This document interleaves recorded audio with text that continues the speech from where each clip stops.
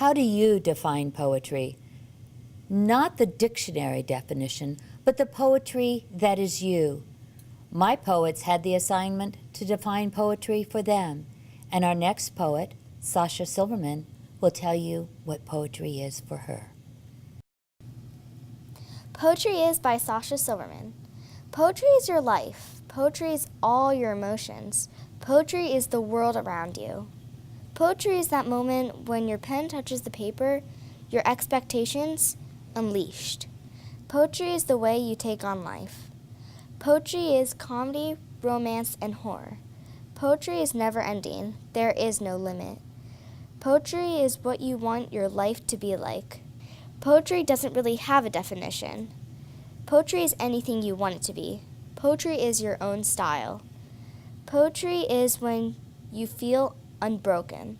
Poetry lets you feel as if you are released from the cage of fears. Poetry, this is your decision. Your way to express your thoughts and feelings. Inspire yourself and the rest of the world. Let yourself be free. Show everyone the way you live your life. Teach other people what you have to live for. Become one with the world. The world is filled with surprises. Show us your surprise. Your mind has so many thoughts, dreams, and imagination. Grab some before they are lost. So come along and try. Be inspired by your friends, family, and the greats. So what do you think poetry really is? Each of us impacts the world in our own way.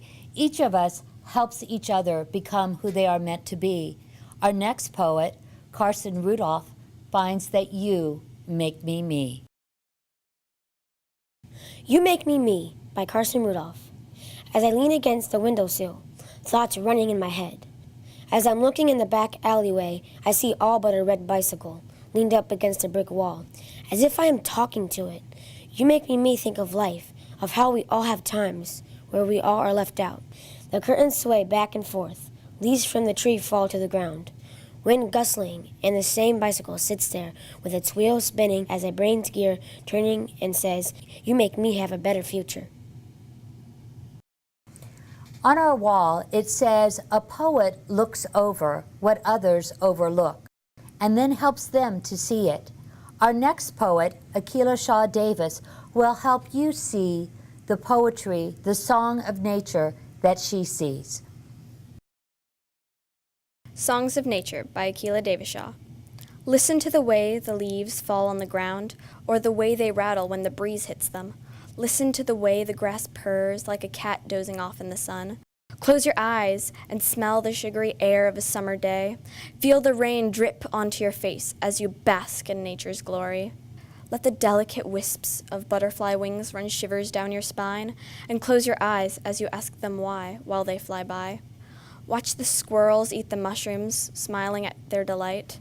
Giggle as the birds tickle you from up above. Hold on to all these memories and listen when they change. When the song of a bird stops and another one begins, release the unknown and search for nature's songs. Their small but significant rhythms and powerful, sturdy beats. Release the wonder and experience the songs of nature and listen when they change.